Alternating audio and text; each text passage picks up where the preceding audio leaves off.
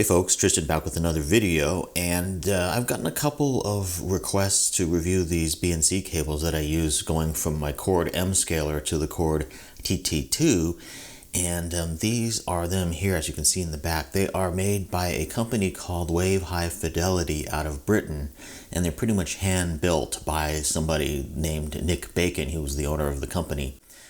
These cables are the Wave Stream cables, and they're not the most expensive ones they sell. These are the copper ones, whereas the silver ones are called the Wave Storm cables.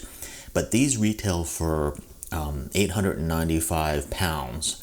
So if you're in the USA, it's going to depend on the exchange rate. So they're definitely not a cheap set of cables by any means.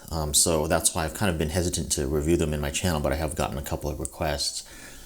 So in short, let me say that I don't necessarily like the fact that I have to kind of prop them up here. As you can see, I've got them propped up so that they're kind of at the level of the jacks because my rig is a little bit raised up. And you know, if you have your rig on a shelf or a tabletop where it's, you know, the cables kind of go behind and down, you might need to prop them up because each of these cables weighs something like 2 pounds or 2.5 pounds, so they're kind of heavy.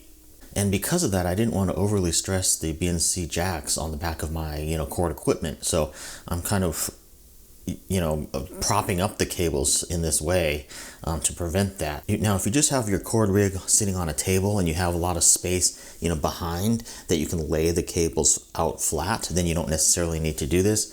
But as you can see here, I've got you know, I've just got the stuff propped up. I've got a little pen and pencil holder there, and, you know, a little cable holder, and, you know, a couple decks of cards just to get it up to the right height so that my BNC jacks are not being like stretched down, you know, constantly.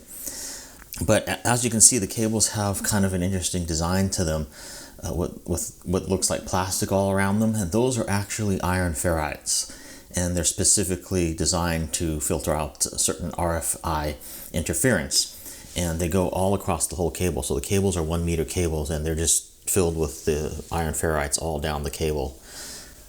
So that's the main gist of these cables. I mean, you know, he starts with a good 75 ohm pure copper cable inside, you know, BNC cable. And then he kind of just puts it together with a nice shielding as well as all the iron ferrites on there. And I have to say, these cables aren't something that you necessarily need, but it is an improvement over the stock cables. And once you've spent the money on like the M scaler and the Chord TT2, or maybe the Chord Dave or Chord Q-Test or whatever, and if you want to see a little bit more improvement, maybe like a 10 to 5% more improvement, then you might want to consider, you know, these expensive cables. But I do have an alternative for you if you don't want to spend this much money on BNC cables. Look at the Blue Jeans cable, bluejeanscable.com, and then click on stereo audio, and then go all the way down to the bottom and look for the 1694A Belden BNC cable. You can get a set of those in like 2 meters for like $40 a piece, so $80 for 2. And those cables sound really nice as well, and that's what I would recommend. If you don't want to spend as much money on these cables, I would recommend those Blue Jeans cables because they're really a very good cable for the money. These Wave Stream cables are cables that Rob Watts, the designer of Chord DACs, himself uses, and you know, he has posted that he likes the improvement that he hears with them.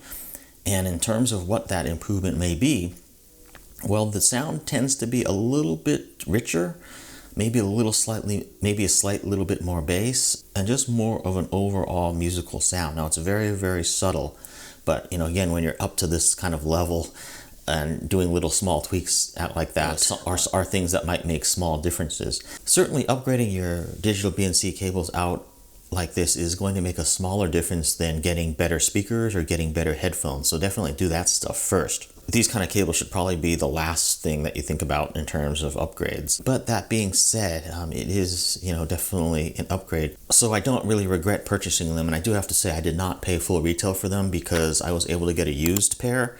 So sometimes if you can find a used pair or something like that, it might be worth it, you know, to investigate that rather than paying the full retail price. I will say, however, that the full retail price does include free shipping I think anywhere in the world. So he doesn't charge extra for that. And again, they are pretty heavy, so that's something you have to be aware of. Again, when you pick them up, they almost feel like you're lifting weights or something like that. I mean, no, not that heavy, but for cables, they seem very, very heavy. So that's just part of the design of them. I probably would have preferred to get all black because there is no real left and right with the dual BNC cables. It just needs 2 BNC cables to get the full 768K, from the M scaler into the DAC. I don't necessarily like the red. I would prefer maybe all black. But anyway, that's kind of what I got, and I'm okay with that. So the thing about these cables is what it really does for you is it gives you like the purest digital signal out from the M scaler into your DAC, without really the possibility of any RF interference or anything like that, and thereby sort of making the signal more pure.